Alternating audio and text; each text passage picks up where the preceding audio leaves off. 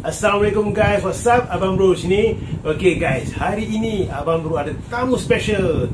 Okay, we call him dia ada ID bawah sini. We call him Chronicle itu. Official Yudi Masri. Just recently change lah, jadi senang orang nak rebranding. So, okay, alright, kita ada bawahnya ada dia punya IG itu, nanti you will follow dia. Okay. I played it innocent, a feel of discontent. I'm finally facing it all, fearless.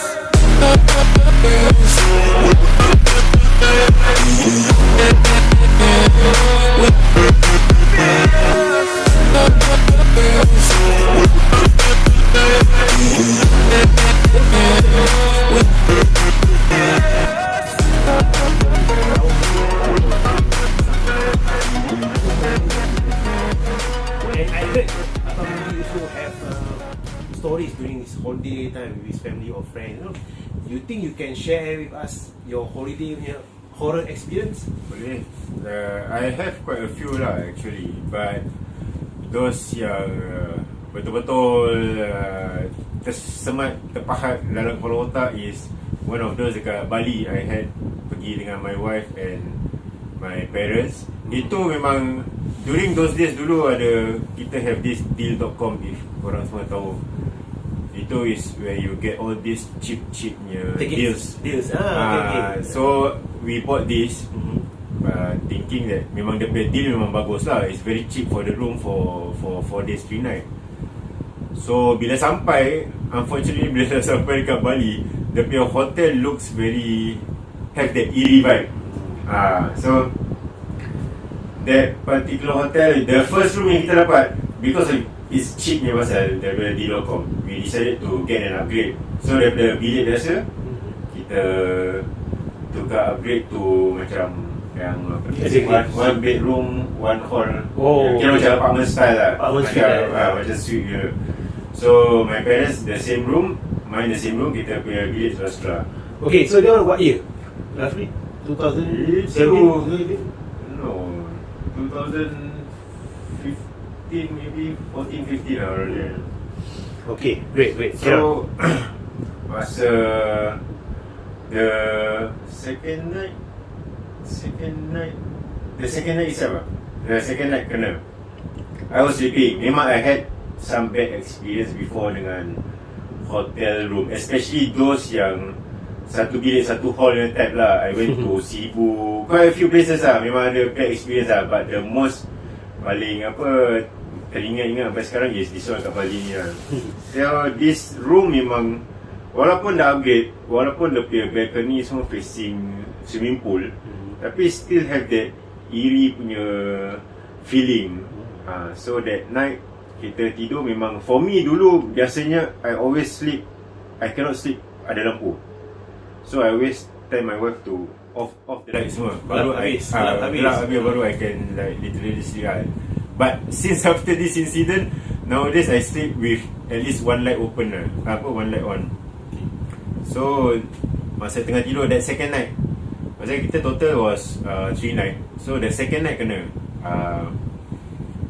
tengah tidur, I feel dekat katil macam ada orang shaking the bed. Masa pada shaking, like literally I was tengah-tengah baring, the katil bergegar je. Because I had a terrible experience masa dekat Desaru, which I believe that had been told before. Episode 3 guys, episode 3 Desaru. So tak berani nak buka mata. To be honest, memang tak berani at that point of time, because rasa dia lain macam, tiba-tiba katil bergegar, teringat macam cerita-cerita exorcist, suddenly all flashback dalam kepala otak. So I didn't open my eyes. And ada a few time that bergegar tu, I think the second or the third time, I feel macam ada rambut-rambut dekat my face.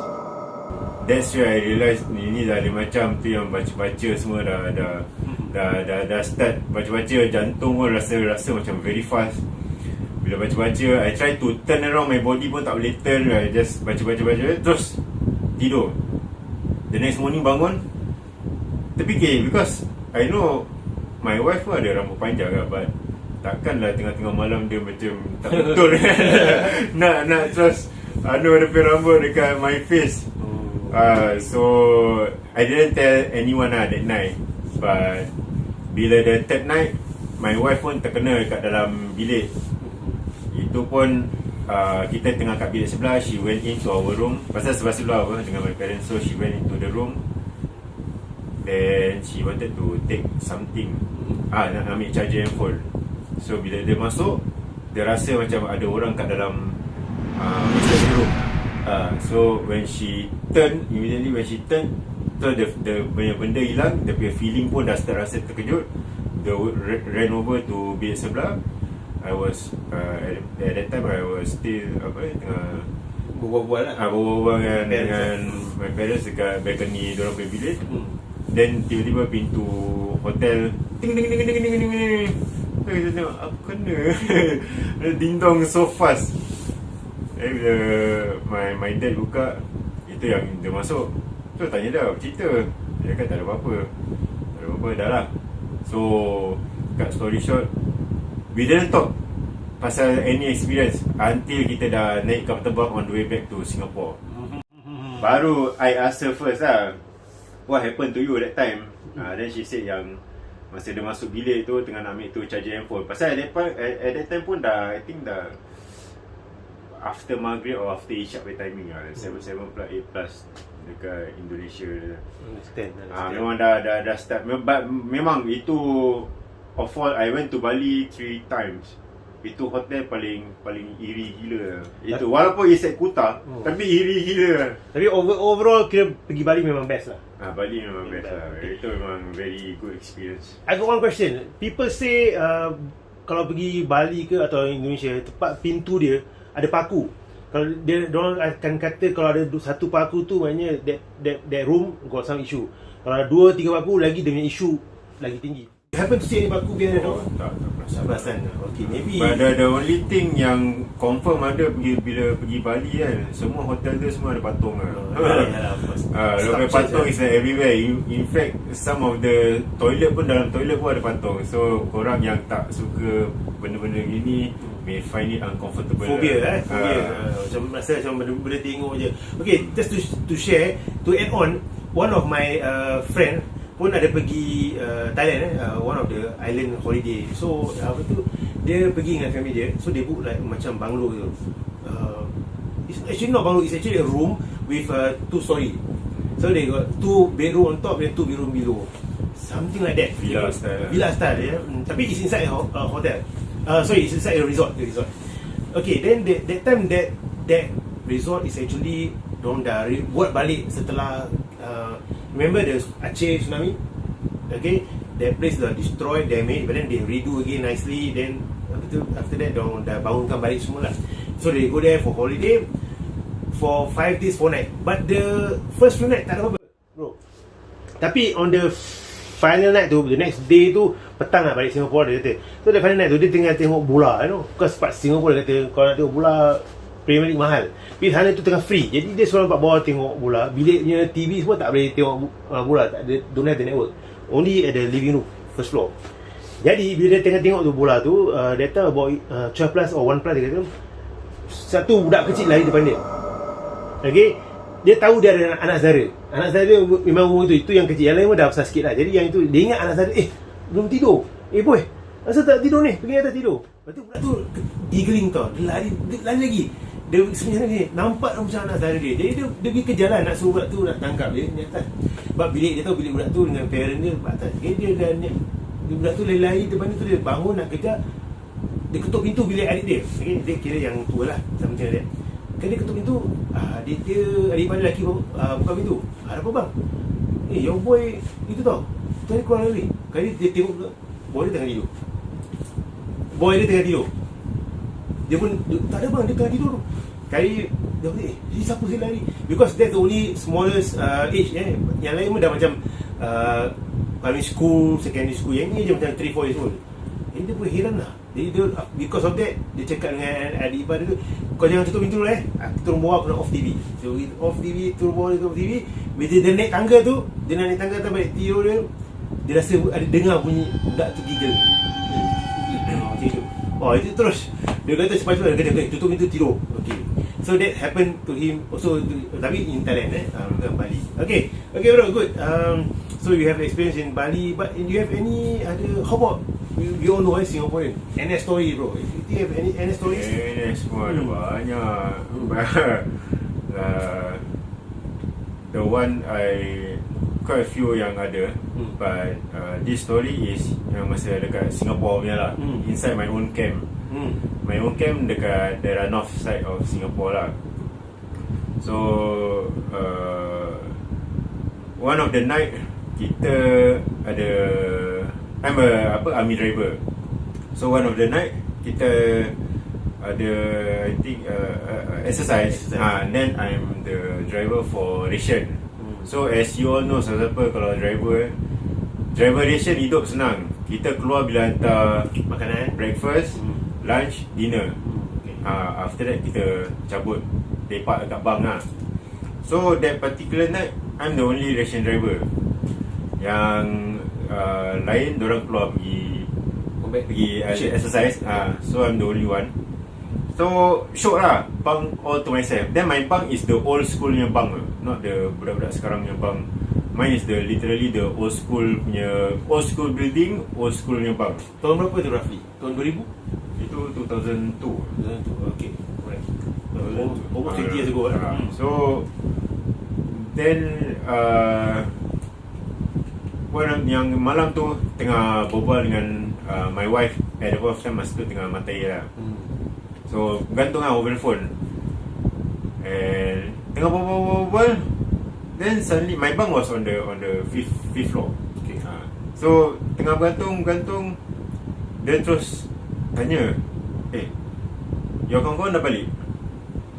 Then I said, menipik lah, mana dah balik? You mean sebenarnya your wife that time over the phone dia dengar macam bising kat background. Oh okay. So she asked me, your kawan-kawan dah balik?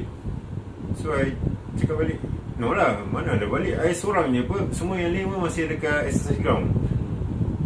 Ya ke? I said, you jangan macam-macam. Because I'm the only one inside the bunk. So I literally said to her, you jangan macam-macam. But at the same time curious. And me being me, I'm always macam benda-benda gini, walaupun seram, but I try to overcome it lah. So I still ask her, I still ask her, tadi apa maksud you lah, why you tiba-tiba ask me? Dia cakap, actually tadi dengar background macam tiba-tiba ada ramai orang dekat my side punya conversation lah. Then I'm like, tak ada lah, memang I'm alone, because the rest semua pergi exercise ground. But that old building memang banyak cerita lah. Like I said, mine bunk dekat 5. So kita dulu ada, kita bawa PlayStation, we have our own PlayStation. PS2. I think PS2. Then kita ada Xbox.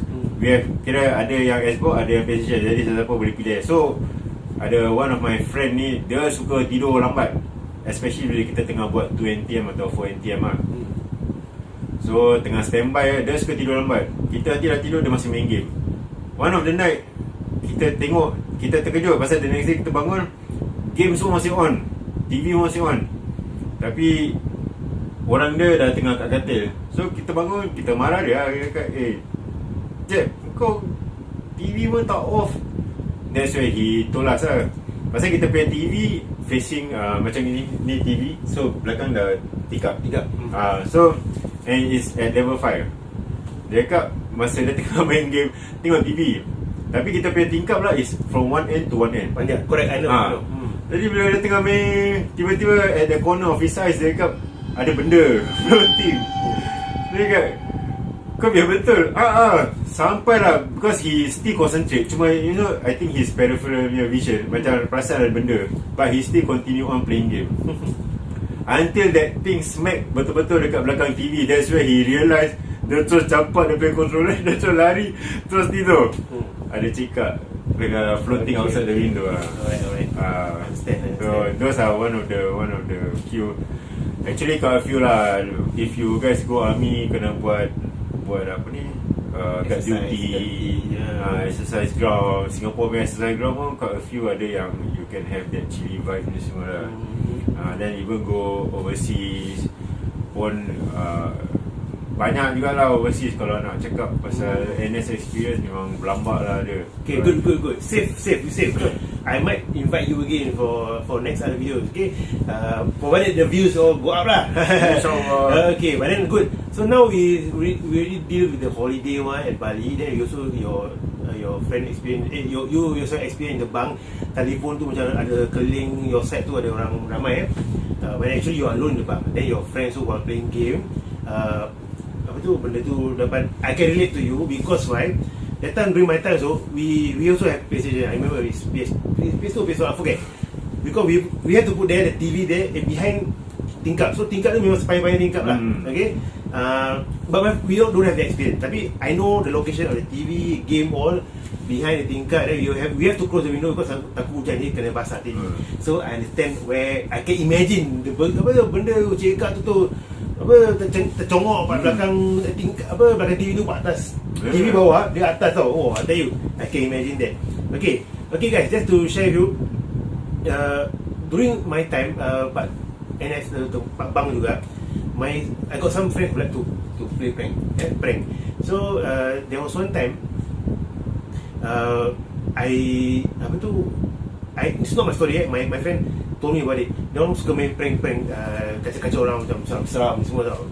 Bila there's one time tu dia nak prank somebody, kan toilet. Toilet light all outside. Okay. So kalau you all kat inside, kau imagine tengah buat kerja, tengah projek, lampu pun tutup. Confirm terkejut gila kan. Dan pukul 11 malam ke 2 malam sakit perut kan.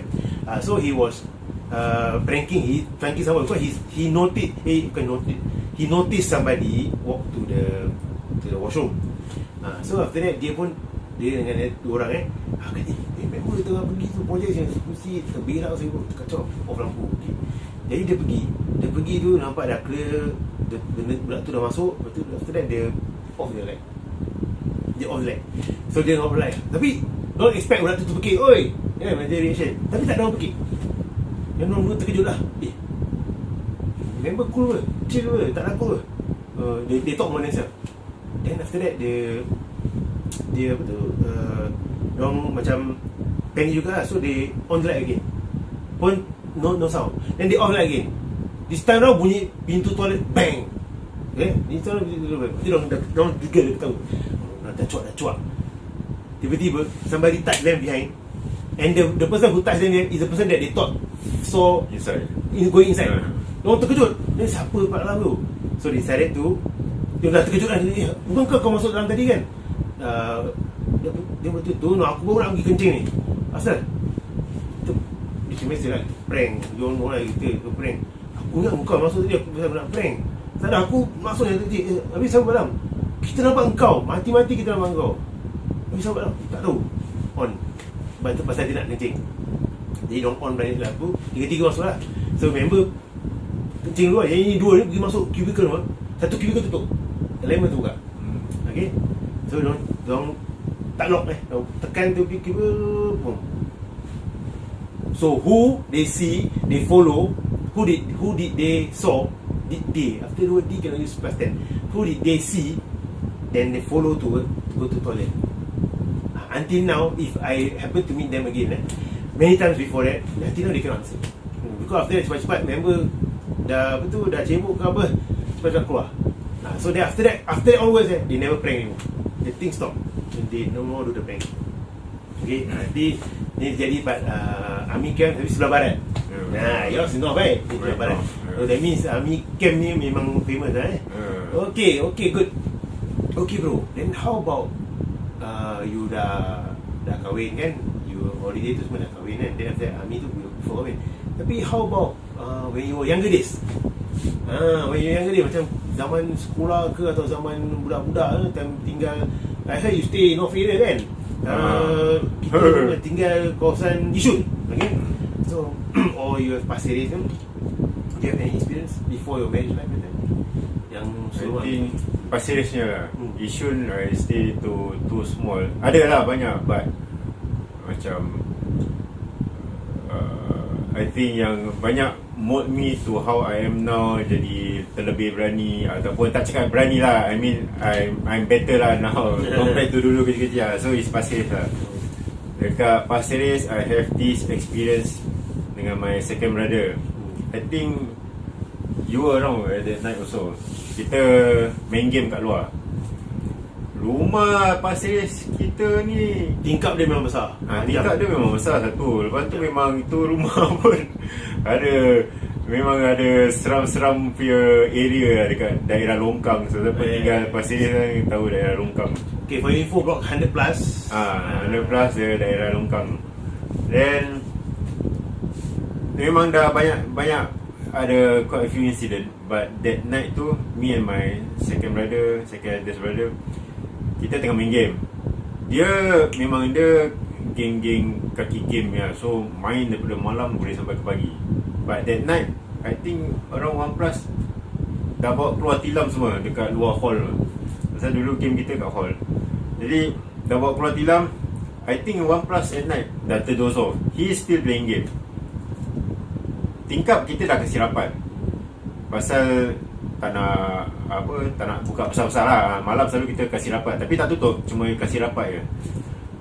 So my second brother, masa part I dah terdoze off, he woke me up. Masa he woke me up, saya perasan dekat tingkap langsir, rumah punya langsir dah macam flying. Padahal kita tingkap dah rapat, tapi dia punya flying dah macam kena tiup angin daripada luar, macam as though kita punya tingkap buka besar. So windy dia dah panik. Itu yang he woke me up. When I terbangun, that is what I saw lah at that point of time lah. Memang berangin-angin, macam windy gila. Padahal pintu semua tutup, dah malam. So masa part gitu, dia pun dah takut, I also dah takut. Kita dua dah peluk each other. That's why kita pekik lah, Ma, apa?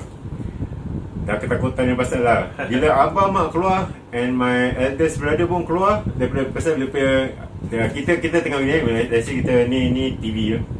Bilik sini, bilik eldest brother, lepas tu my parents punya room kat sini. Diorang keluar, serentak diorang keluar tu, semua stop. Langsir pun dah stop, tak ada apa-apa. Everything return back to normal. And the two of us, kita dah terpeluk, dah terpeluk each other, dah shaking lah. Dia kan belasan tu. Okay.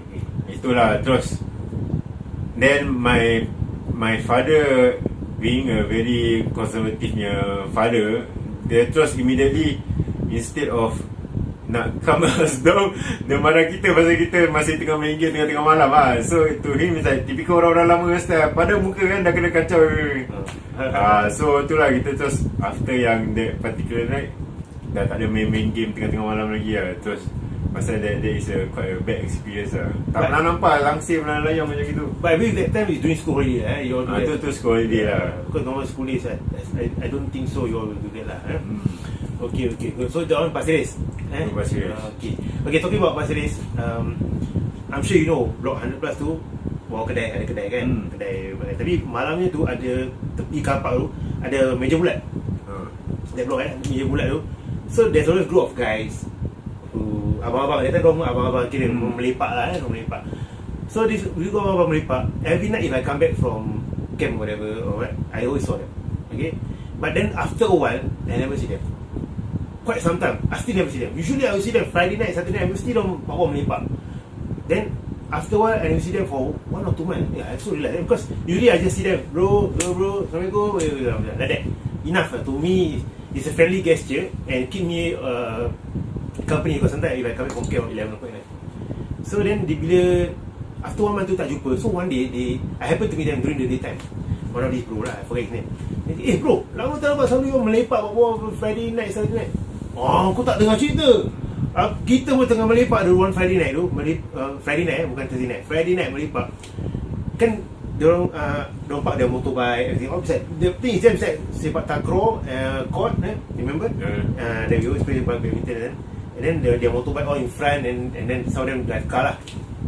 So while dia berbual tu, then apa tu, diorang punya ball tu, yang sepak takraw punya ball, diorang letak atas apa tu, sepak takraw punya seat.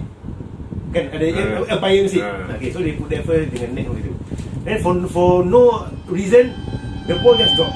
They always put there. Kalau ada wind pun, bukan orang tutup macam make sure that the ball tak bergerak. The thing just drop. Then stay. Dia orang tengok bola kau jatuh. Bola jatuh. Bola jatuh. Bola jatuh. Jadi one of them bangun lah nak ambil. When he almost reach the ball just move macam ada orang tendang. Bukan angin tiup macam orang tendang puk hujung. Terus dia kata, wah, rumah orang naik nak, semua yang lepas tu semua bergerak macam terkejut. Ambil orang punya barang-barang semua. Okay guys, kita jumpa next day. So that incident, because of that, orang dah tak melipat lagi. So I told them, okay, sekarang dah semain tajuk kat rumah. Tak sampai gitu lah. But that is the incident. Tapi memang dekat situ, as you know lah, mak dulu ada kedai kat situ. Yes. Orang makcik-makcik semua suka datang berbual-bual. Then I used to help a lot untuk dapat side income lah, helping my mum, so dapat duit extra lah. Dan dollar pun dah happy saya. Then nanti makcik-makcik datang, memang banyak story lah situ, yang nampak penanggal lain, yang cekak lain. Lepas tu kat daerah belakang tu diorang cakap ada bomo siam lah, ada bomo indon lah. So there are so many story lah dekat daerah longkang tu lah. So yang Cina apa dia yang sebab-sebab Loktang. Satu blok, kita punya blok pun ada famous tingkat 2 tu ada Loktang medium lagi. Ada tangki medium lah. Dia tinggal tingkat 2. So situ memang very colourful lah, orang cakap dia punya neighborhood. But they are peace. Kan semua friends. Tapi itulah, like I say, the energy is different lah. Energy different lah. Memang masa time nak mak abah nak jual tu rumah pun memang have a lot of obstacle. Pasal orang datang semua nampak, they feel the vibe macam. So macam itulah daerah situ. I think siapa tinggal daerah situ mesti tahulah dia punya pernah experience lah.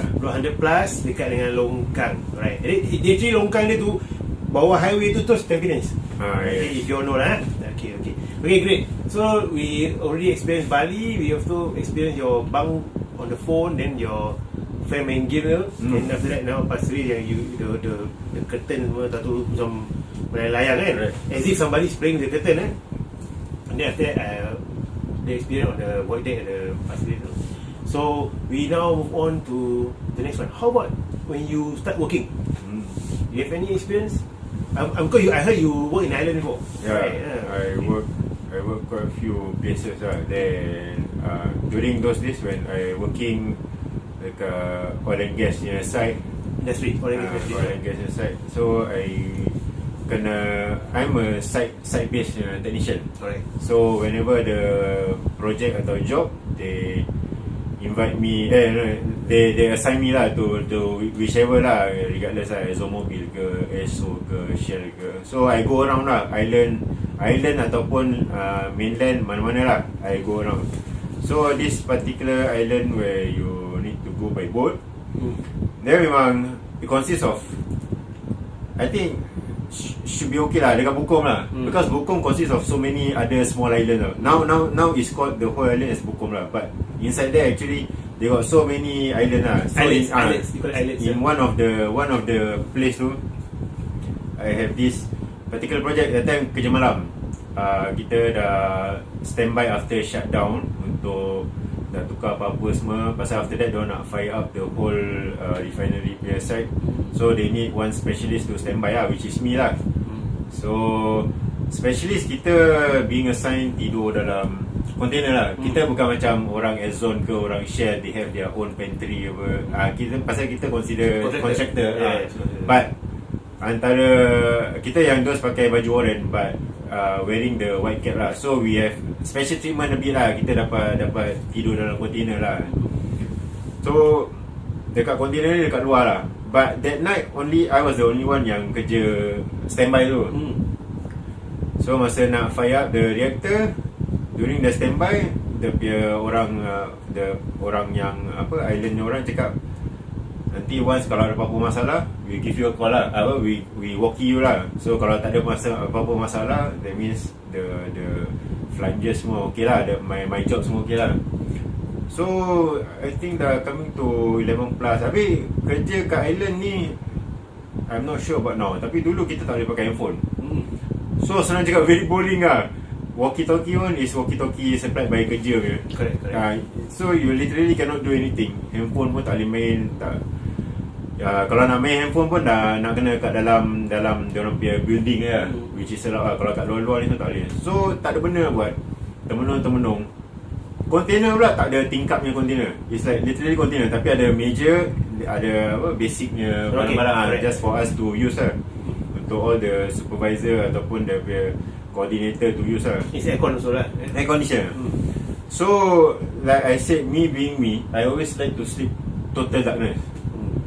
So masa time malam tu dah start rasa ngantuk. I'm not sure pukul berapa, tapi dah start rasa ngantuk lah. Tutup lampu, baring dekat atas macam sofa bed dulu. Baru baring, baru nak terlelap, tiba-tiba terus dekat telinga, literally kan je ada benda macam. Terus lari cari dia switch. cari switch. I can imagine bro, imagine. Straight away on je. Bila toleh tak ada apa-apa. Terus until the next morning, the lights on. Lights on. And I didn't manage to get some. I did manage to get some sleep lah, tapi macam terbangun pasal macam worried lah. Masih boleh dengar that particular dekat telinga. Itu for my experience dekat one of the island lah. Ini masa kerja yang island. And share another one, boleh? Okay. So another one ni is when I was working aircraft tech. Okay. Aircraft tech is before you work in the island? Before. Before I work at island. So when I was working aircraft tech, dekat dalam my hangar itself, dekat apa tu, locker room. Oh, okay. Restroom area lah. Kita kalau kerja sunrise, kita selalu bila dah habis kerja, kita lipat kat locker room lah. Tapi itu pun bila kerja sunrise, selalunya boleh kira lah berapa orang yang ada dekat locker. Sunrise means from morning, night to morning lah. Okay. So one of the night, masa dekat dalam locker tu, tengah, pasal kita punya locker is by macam ada aisle. Separate. Dia macam ada, kira macam lorong. So tengah baring kat lorong ni. So the other side of lorong, ada lorong untuk orang pass through to go straight away sampai ujung pergi toilet lah. Okay. One line lah, one path straight lah. Okay. One path straight. So masa tengah baring ni, tengah dia punya selalu bila dia mendatang when you like tengah nak doze off, tengah ngantuk ataupun dah betul-betul dah nak fly, baru nanti terus dia ni. So yang that particular night one, I think dah 3 plus in the morning ke, tengah baring, that time masih tengah smoking. So tengah isap rokok, dah having my last stick. Itu baru nak terlelap, nak toleh kanan dekat yang aisle yang dia ada side yang IC towards toilet lah. Ada check up lalu. And masa part yang dia lalu tu, mata terus immediately terbuka. And that lorong yang I saw, if I turn ni kira lorong, then sini ada locker punya derek lagi, dia ada lorong. So when dia lalu, I immediately terus bangun, terus I look from this side lah. Dah tak ada. Itu yang where I masih macam apa, rasa seram-seram, but at the same time curious. Itu yang I slowly walk. Bila part jalan, terus my friend datang. Betul dia, Asadi, kau bercerita muka macam panik. But bila part yang dah berbual tu, toleh kiri kanan dah tak ada apa-apa lah. So it didn't tell anything until bila pagi yang nak clock out, dah 6 plus in the morning lah, baru terus berbual dengan dia. Actually semalam aku gini-gini. That's where some of the seniors itu normal. Itu normal. Pasal dekat hangar kadang-kadang, dekat apa, kalau siapa yang kerja aircraft kita tahu kita ada forward to aft. Dekat aft punya crane nya set yang paling atas tu, dekat dalam hangar selalu kadang-kadang dia nampak ada benda macam diri dekat Like literally the top of the crane punya side lah. Palang-palang tu ya. Kan dia punya ranking tu semua. Quite a few story lah. Memang airport pun banyak story apa. Okay. So my one of my experience was that lah. Ternampak. Tapi tu setakat lalu gitu je lah. And I'm sure is cekak lah pasal dia macam apa, Baju putih.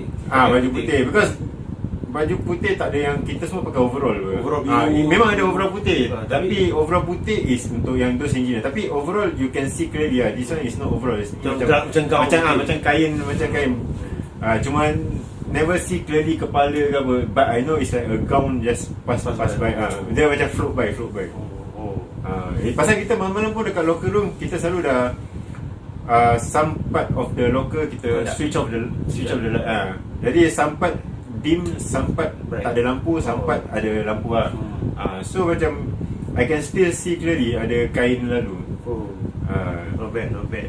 Okay guys, good. Okay, so for today we will stop at this moment. Okay, insyaAllah kita akan sambung lagi next time with all the stories collection.